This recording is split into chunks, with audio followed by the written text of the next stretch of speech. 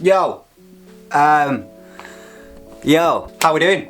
Hope you all had a lovely new year. Welcome back to another video. In this video, I'm going to show you how to make your photos go from this to this. Or in other words, how I edit my images. So I'll see you in Lightroom. Also, please just don't say about it's lockdown, man. So, photo in Lightroom. The first thing that I do is head down to lens corrections and level, vertical, straight away, get them off. But I always make this my first step because my second step is crop for Instagram, and that's 4x5 portrait. But I always make sure to do my lens corrections first, because if you crop before doing the lens corrections, once you then do the lens corrections, it resets the crop. So you may as well just get that done first and then crop afterwards. So basic start, just preparing the photo pretty much, getting the lines straight, horizon lines across, cropped for Instagram. And then the third step is where we start to get into it. So I start off with the basics, with the exposure, contrast, highlights, whites, blacks, shadows, you know, the basic bits of the photo. So with exposure, I'm actually going to take that down a tiny bit just because the sky looks a bit blown out. So I'm going to bring that down to about 110. And I'm going to bump the contrast up to about 20. Highlights and shadows, I'm going to bang the highlights and shadows all the way down to -100 and then all the way up to +100, just to bring every single detail back. I wouldn't recommend this with every photo, but with some photos it looks nice. And then with the whites, I'm not going to go too crazy, like 35 up, 35 down, just to get a sort of a nice, clean, contrasty image. So basics essentially done. I'm going to go down to clarity, and I always bump clarity up to around 30, 40. We'll go in between around 35, and I put my vibrance up and saturation down, but I go around vibrance 25-ish, and then saturation goes down to around -10, so just a bit less. It's looking a bit washed out at the minute, but again, bear with, it's a process. And next step, I'm going to move on to the curves. So I don't do too much with curves, so we add in a basic S curve, very subtle. Just a very subtle S curve, more so on the colours than the whites and blacks, then we can really bring out the colours once they've popped. So when you're on curves and you really want that crushed black faded look, this is how it's done. Add a point there and drag up this bottom line here, and then the image starts to fade, and that's called crushing the blacks. It's making the blacks just fade into the image. But there you go, that's that faded look that everyone loves. But again, it's not the right look for this photo, so I'm going to dodge that look on this image. And my favourite bit is the HSL sliders. That is where you can literally just go in on every single individual colour in your image. Greens, oranges, yellows, blues, reds, cyans, purples, pinks, every single colour you can change. So for the reds, I want them to be quite red. This makes them rather orange, so I'm going to bring it more up so to this end. And same again with the oranges. I want the oranges to be quite orange rather than the yellow. That gives a bogey green vibe to me, so I'm going to bring that up to more red to give that very rustic winter feel. And again, same with the yellows, because again, it just sort of gives me green vibes, but I want dark winter autumn vibes for this shot.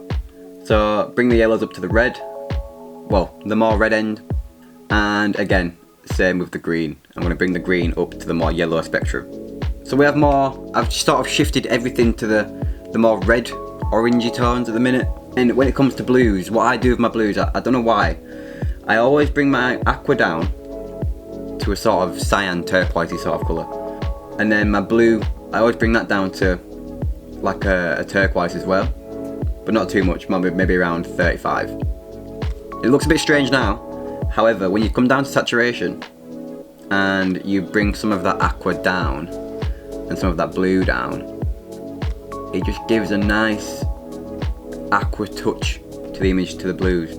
And then go through, sort out each individual colour saturation wise, how bright you want each colour to pop. Oranges I want to pop quite a bit because of the houses in the background and such. Same sort of thing with the yellows, just for the trees.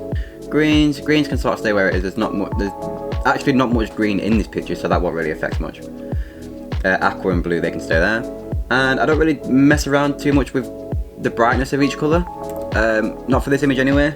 I sort of like how it's exposed anyway, so I'm going to leave this as it is. Next is split toning. That's where you add a colour into your highlights and a colour into your shadows to balance the image out. However, again, in this image, I don't think it really needs any split toning doing, so I'm going to leave that and just sort of leave it white and cool and harsh. Next is the detail. So the sharpness, how sharp you want the image. So for this shot, I'll bang it up about halfway. However, you've got to account for grain. Because if you sharpen on this, if you sharpen in post, a lot of sharpening can add quite a bit of grain. So just to cancel that out, just add a little bit of noise reduction, but not too much. Because I feel luminance adds a painterly, sort of oil painting vibe to your picture. And if that's what you're going for, then all good, but not what I want. Looks very cartoon-esque, looks very photoshopped, painted, sort of. No. And then lens corrections, again, that's what we did at the beginning. Effects. Now, I'm going to add a tiny bit of a vignette. See, I'm not... a vignette? Actually, I've never even thought about that. I'm not usually one for vignettes because they just seem very 2012, like, just got hold of a camera, bang a vignette on there. I remember I definitely did that, like, I'd go out on photo shoots and then I'd take pictures and then I'd put them in Photoshop and just put a vignette on it, and then that'd be my edited picture. Just vignette, boom. But again, that's just me being stubborn against vignettes because of my past experiences. However, I'm going to use this one just to sort of bring down the highlights in the corners, because all the corners in this picture are bright. It's sky and it's reflected water. So this vignette is just going to sort of bring your eye into the image rather than it being pierced by the edge of the picture due to it being so white. So I'm going to bring that down to about 10, 11, and that should be fine. I don't want any more than that because that's what I was. And then camera calibration. This is sort of like, I don't know what this bit is, but I use it all the time. However, the only one I'm going to come to is the blue one, and I'm just going to take that this way a tiny bit, just to make the oranges pop a bit more and the blues to pop a bit more. One thing I am going to quickly change, however, is the white balance. I'm just going to bring that up a bit just to sort of level out them blue tones. However, this is still looking a tiny bit too dark, so I'm going to raise it up a tiny bit, and I'm going to bring the white balance down just a tad, just to keep a bit of blue in there. And there we have it, the Lightroom edit. I did a few tweaks just to keep the video going at a nice pace. However, tweaks were really up the exposure, just played with the blues a bit more. That's essentially it.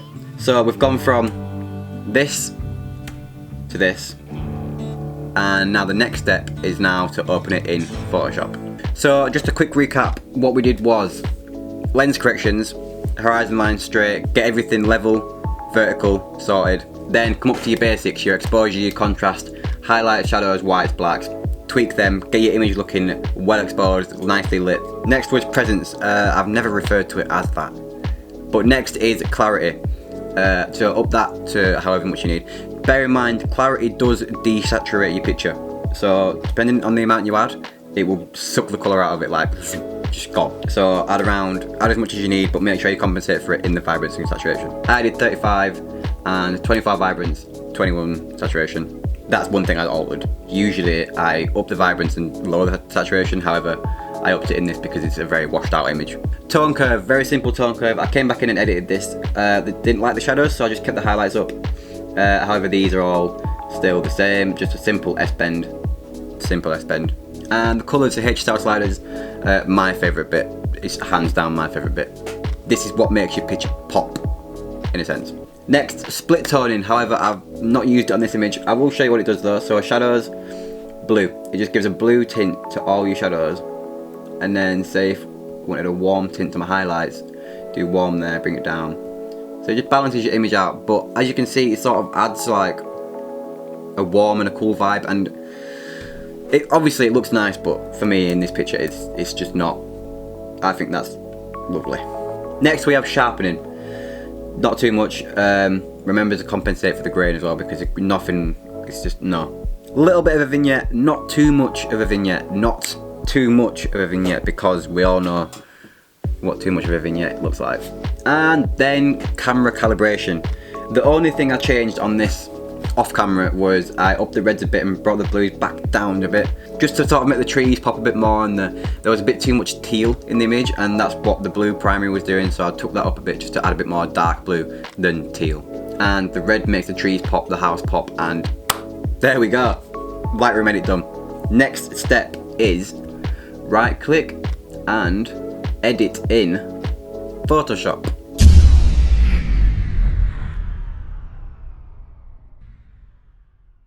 So now we're in Photoshop. I'm gonna do a bit of tweaking. Now I've only really just started doing this, but more like composites work.